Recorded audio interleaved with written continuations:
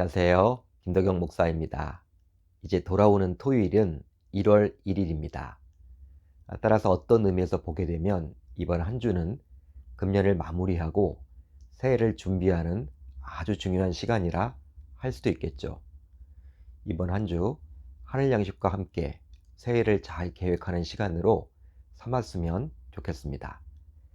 자, 오늘 우리가 나눌 말씀은 골로새서 2장 16절로 23절, 골로새서 2장 16절로 23절입니다. 제가 읽겠습니다. 그러므로 먹고 마시는 것과 절기나 초하루나 안식일을 이유로 누구든지 너희를 비판하지 못하게 하라. 이것들은 장래일의 그림자이나 몸은 그리스도의 것이니라. 아무도 꾸며낸 겸손과 천사숭배를 이유로 너희를 정죄하지 못하게 하라. 그가 그 본 것에 의지하여 그 육신의 생각을 따라 헛되이 과장하고 머리를 붙들지 아니하는지라. 온몸이 머리로 말미암아 마디와 힘줄로 공급함을 받고 연합하여 하나님이 자라게 하심으로 자라느니라. 너희가 세상의 초등학문에서 그리스도와 함께 죽었거든 어찌하여 세상에 사는 것과 같이 규례에 순종하느냐.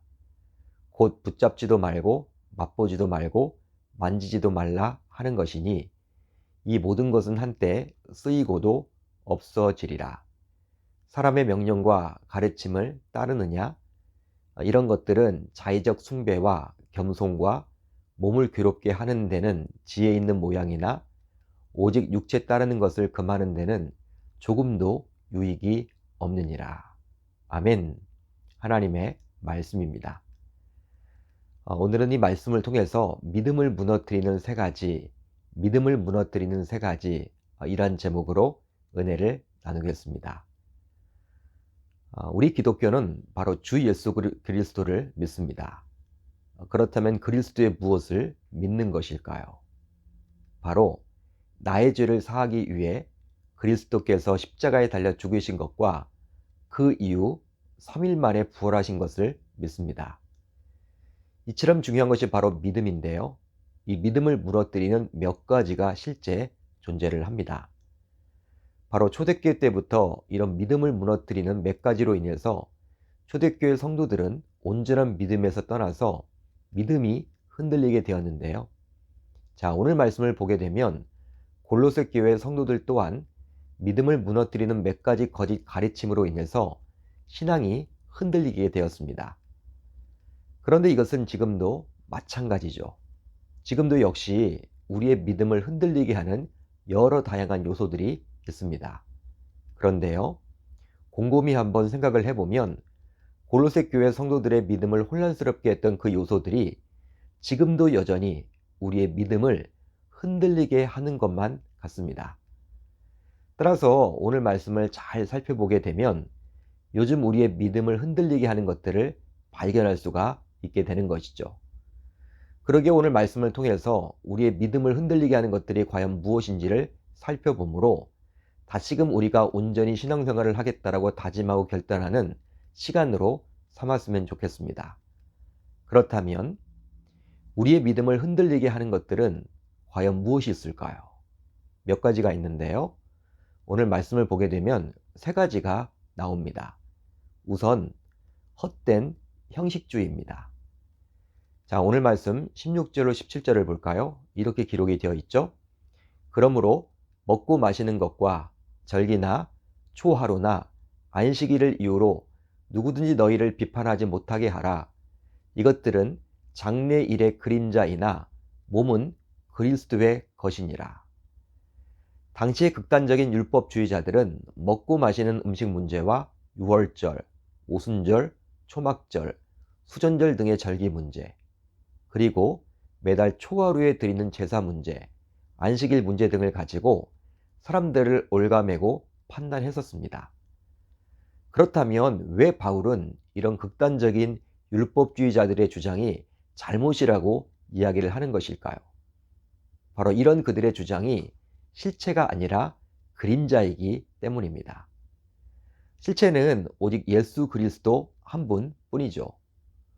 여러분, 어떤 예를 들면 좋을까요? 한번 이 제사 부분을 한번 가지고 말씀을 드려보려고 하는데요. 우리가 잘 알다시피 구약 시대에는 제사를 드렸습니다. 그런데 제사를 드릴 때마다 양을 잡아서 죽였기에 양의 피로 피비린내가 진동을 했었죠. 하지만 그리스도가 오심으로 이런 양의 피는 이제 그림자에 불과하게 되었습니다. 바로 그리스도께서 친히 어린 양이 되셔서 완전한 피를 흘려주셨기 때문이죠. 그러기에 우리는 이제 더 이상 피를 흘릴 필요가 없게 되었습니다. 그래서 오늘날 우리는 제사 대신에 예배를 드리게 된 것이죠. 하지만 그리스도가 오셔서 세워진 교회 내에 여전히 이런 그림자에 불과한 규례를 율법주의자들은 만들어 놓았습니다. 그렇게 함으로 연약한 인간의 신앙을 자신들이 스스로 측정하려 했던 것이죠. 한마디로 그들은 종교적인 규율과 규칙을 만들어 놓고 그것을 지키는 데서 오는 만족감으로 스스로 위안을 삼으려 했습니다. 그렇습니다. 당시 유대적 율법주의자들은 종교적인 의 등을 교묘하게 복음 위에 추가해서 종교적인 우월감을 느끼려 했던 것이죠. 즉 종교적인 의를 추가함으로써 자기 만족을 얻고자 했습니다. 바로 자기 나름대로의 측정 도구를 만들어 놓고 그것을 지킴으로써 자기도 모르게 나는 이제 영적으로 이 정도는 돼 라며 자기 의에 빠지게 했던 것이죠. 물론 형식이 필요할 때가 있고 또한 형식 또한 중요할 때가 있습니다. 중요하기도 하죠. 저 자신도 형식 자체를 부정하고 싶은 마음은 추호도 없습니다. 하지만 그런 그림자에 불과한 형식 때문에 실체인 그리스도를 놓쳐서는 아니 될 줄로 믿습니다. 하지만 신앙생활을 오랫동안 해왔던 분들 가운데서는 이런 형식으로 인해서 이런 형식 때문에 정작 중요한 그리스도를 놓치는 경우가 허다하죠. 실제로 예배에서 그런 경우가 많이 발생하기도 합니다. 어떤 집사님은 한 교회에서 오랫동안 신앙생활을 해왔습니다. 그러다가 멀리 지방으로 이사를 가게 되어서 더 이상 수십 년 동안 다녔던 교회를 다닐 수가 없게 되었죠. 그래서 집 근처에 있는 교회로 출석하게 되었는데요. 하지만 소문이 좋게 난 교회였지만 자신이 이전에 다녔던 교회의 예배 순서와 달랐기에 예배 시간에 은혜를 받지 못했다고 합니다. 즉 성가대의 찬양도 좋고 목사님의 말씀도 좋고 장로님들의 대표 기도도 모두 은혜로웠지만 집사님 생각에 자리 잡은 예배 순서의 틀로 인해서 그곳에서 은혜를 받지 못하게 되었다고 해요. 바로 그림자에 불과한 예배의 순서, 즉 형식으로 인해서 그 예배를 통해서 진정으로 만나야 할 실체인 그리스도를 만나질 못했던 것이죠.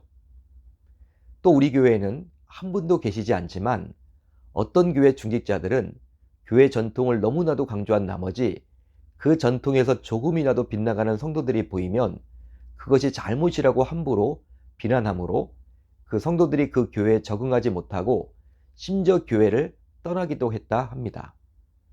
한마디로 알게 모르게 전통을 내세워서 텃세를 부리는 것이죠. 하지만 교회 중직자라면 한 영혼이라도 교회에 적응하도록 하는 것이 중요하지 그 교회 전통을 유지하고자 영혼을 실족케 해서 떠나보낸다면 그 교회의 앞날은 암울하다 할 수 있을 것입니다. 결국 이런 중직자들은 교회의 전통이란 그림자를 실체인 양 붙들고 살아가는 자들이라고 볼 수도 있겠죠. 따라서 저와 여러분들도 혹시 헛된 형식에 매여서 신앙생활을 하고 있지는 않은지 자신의 신앙을 면밀하게 점검해야 할 줄로 믿습니다. 다음으로 잘못된 신비주의입니다. 자, 오늘 말씀 18절로 19절을 볼까요? 이렇게 기록이 되어 있죠. 아무도 꾸며낸 겸손과 천사 숭배를 이유로 너희를 정죄하지 못하게 하라. 그가 그 본 것에 의지하여 그 육신의 생각을 따라 헛되이 과장하고 머리를 붙들지 아니하는지라 온 몸이 머리로 말미암아 마디와 힘줄로 공급함을 받고 연합하여 하나님이 자라게 하심으로 자라느니라. 바울은 꾸며낸 겸손과 천사 숭배 이 두 가지가 바로 잘못된 신비주의다 라고 말을 해주고 있습니다. 그렇다면 왜 꾸미는 겸손과 천사 숭배가 잘못된 신비주의일까요? 그것은 바로 육신의 생각이기 때문입니다. 실제로 골로새에 있었던 거짓 교사들은 진리의 말씀 대신에 자신들이 본 것, 즉 체험한 것을 의지했으며 육체의 생각을 쫓아서 헛되이 과장된 삶을 살았습니다. 한마디로 골로새에 있었던 거짓 교사들은 말씀보다도 지극히 개인적인 체험을 더 중시 여겼던 것이죠.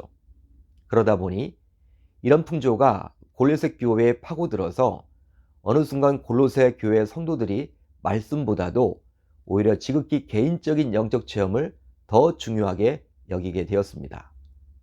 그런데요, 이런 신비적인 것을 추구하는 신앙적인 모습은 이미 한국 교회 내에도 들어와 버렸죠.